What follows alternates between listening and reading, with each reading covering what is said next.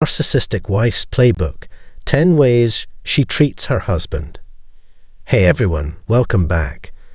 Today, we're diving into a topic that's often overlooked: selfish women, particularly mothers, and the harm they can cause, especially to their children. It's important to discuss this because these behaviors can be very damaging.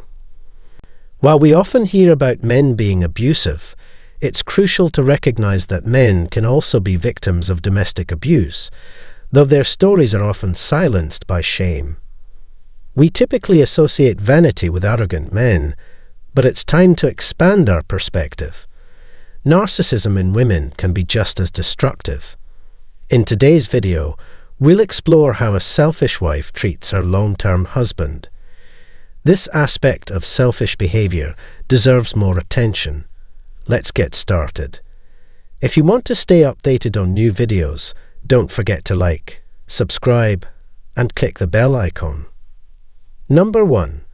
Blaming yourself and gaslighting. When you're in a relationship with a narcissistic partner, especially as a man, you may find yourself constantly doubting your worth and feeling responsible for every issue. If your partner is perpetually unhappy and critical, you'll likely feel weakened and accountable for all the problems they perceive in the relationship. This type of gaslighting is designed to make you question yourself and reinforce the narcissist's control over you. No matter how hard you try, you'll never be able to make them happy, leading them to believe that you are the problem. It's important to recognize that narcissists use this form of self-blame to maintain their power and control over you. Number 2. Not enough support and fierce opposition. Another sign of a selfish partner is their refusal to be your friend or equal in the relationship. They never show support or understanding. Instead, they always oppose your views, undermining your confidence and belittling your opinions. This behavior stems from their deep-seated trust issues and inability to form secure attachments, which leads them to constantly question your intentions. Rather than building a relationship based on trust and respect, they perceive you as a threat to their fragile sense of security. Consequently, they consistently work against you, damaging your self-esteem and sense of worth. Recognizing this dynamic is crucial if you want to break free from the cycle of manipulation and reclaim your freedom. Number 3. Tricking people into intimacy. Narcissistic partners often use closeness as a weapon, especially if it was used as a way to control the other person early on in the relationship. Over time, they'll stop showing love and make you feel bad for wanting to be close to them physically. This kind of trickery makes you feel bad about your own self-worth and makes you think that your natural wants are somehow wrong or embarrassing. It makes you feel even more alone and reinforces the idea that you're the problem in the relationship with each rejection. Number 4.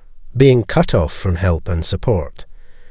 Narcissistic partners will do anything to isolate you from your friends and support networks because they view them as threats to their control over you. If you try to make friends or stay connected with those you already know, they will become hostile and critical. They will scrutinize your friendships, pointing out flaws or fabricating reasons to distrust your friends. Under the guise of caring about your well-being, they might even encourage you to spend time with people they know you'll never connect with. This manipulation strips away your freedom and increases their dominance, leaving you feeling trapped and disconnected from genuine relationships.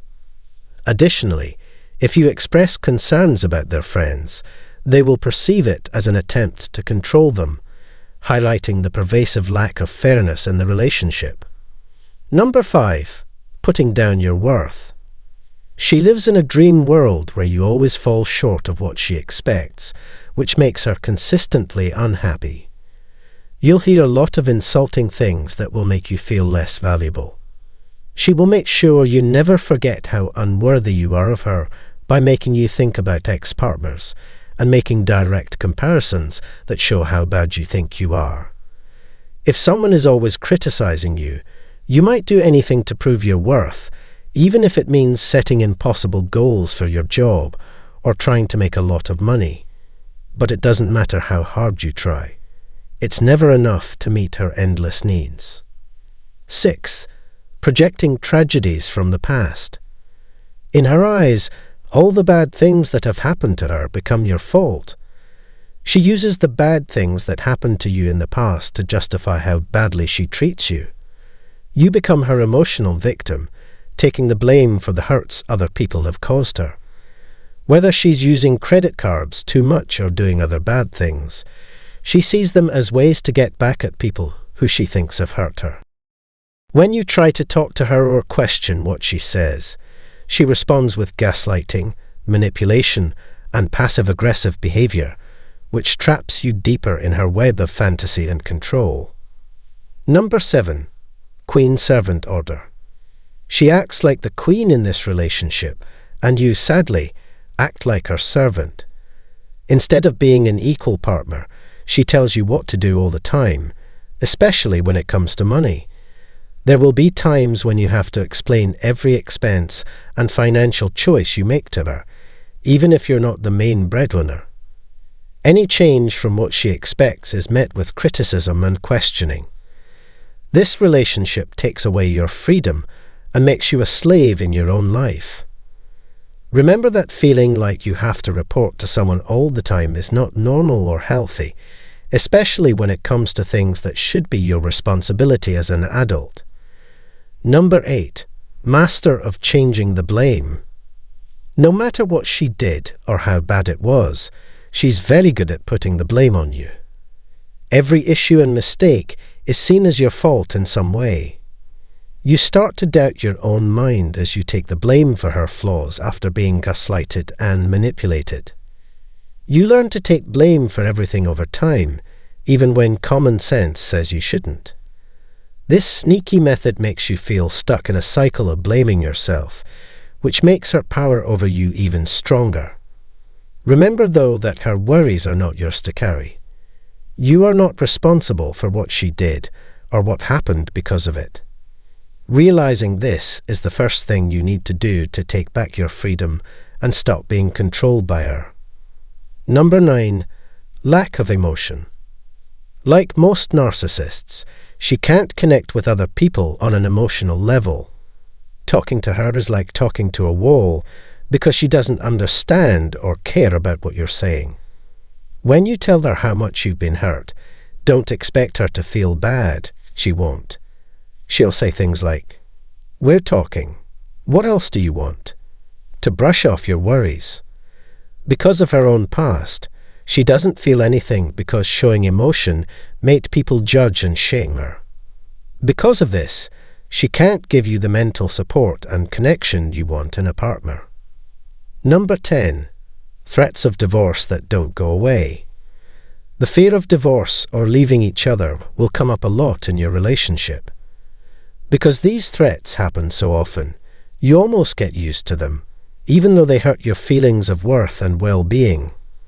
Whether she's trying to get you to leave or she's really unhappy with things, these warnings of separation will keep you feeling anxious and unsafe all the time.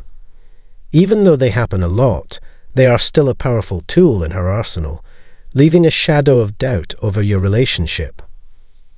I hope this information has helped you better understand your relationship dynamics. Recognizing these unhealthy patterns is crucial, and it's important to stop blaming yourself. Seeking support is essential, as breaking free from trauma bonds can be incredibly challenging on your own. If you found this information helpful, please show your appreciation by liking the video and following my channel. Thank you so much for your support. Remember, you are not alone on this journey. Together, we can overcome these challenges. Be sure to click the link in the description to access a free book and a one-on-one session, which are valuable tools to aid your healing process. Don't give up. I'll see you all in the next video. Take care and keep progressing in your recovery. Do you feel like you have to deal with a narcissist's crazy behavior? Do you really want to give them a taste of their own medicine and make them lose control? I have a treat for you. We're going to talk about 8 things today that will drive a narcissist crazy. These jerks who only care about themselves didn't expect you to act this way so quickly. But wait, before we start, make sure you click that bell and hit that special subscribe button. Because guess what? You don't want to miss the next life-saving thing I'm making myself. But listen to me. There is a catch that I need to make before we start. Please do not even think about these tips if the narc in your life has hurt you or anyone else in the house physically. Calling your local domestic abuse centre right away is the best thing to do. If that's not the case, then get ready for these 8 crazy ideas that will drive a narcissist crazy. Do you want to see their spoiled, cruel egos go up in flames? Let's do this together to make them crazy. If you've been dealing with a narcissist, you may be thinking, what can I do to make them pay for what they do? What can I do to shock them or make them go crazy? To make the narcissist crazy, watch this movie. It shows you 8 things you can do. These responses come out of the blue and are not what the narcissist expects you to do. However, before we begin, please ensure that you subscribe and click the bell icon to be informed when I post new videos. Happy to have you on my show if you're new. There is one thing I do want to say though.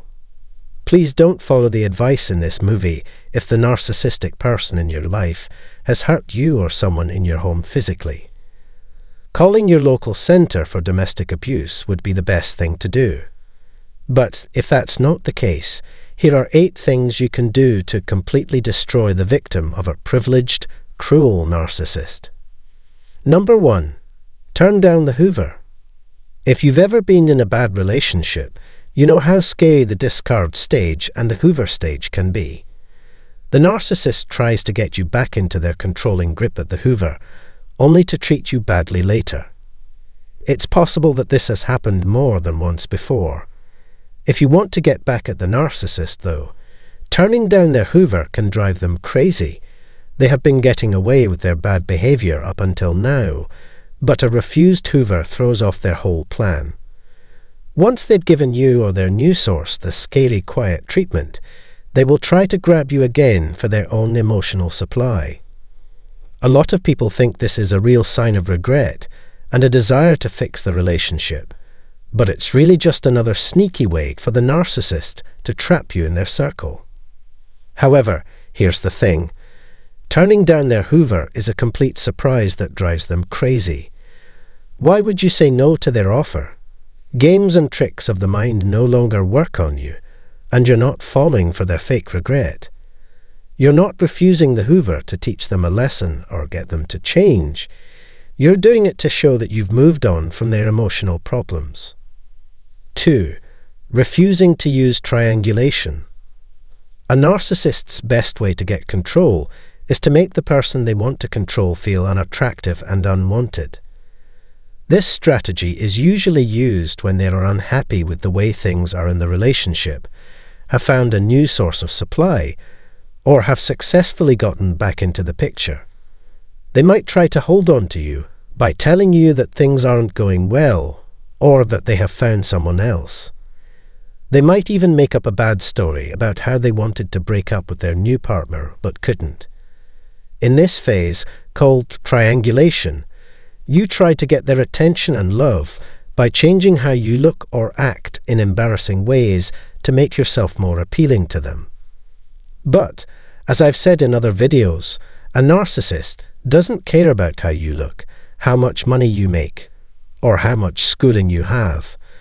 No matter how much you change your body, it will never be enough to win their love or keep them only interested in you.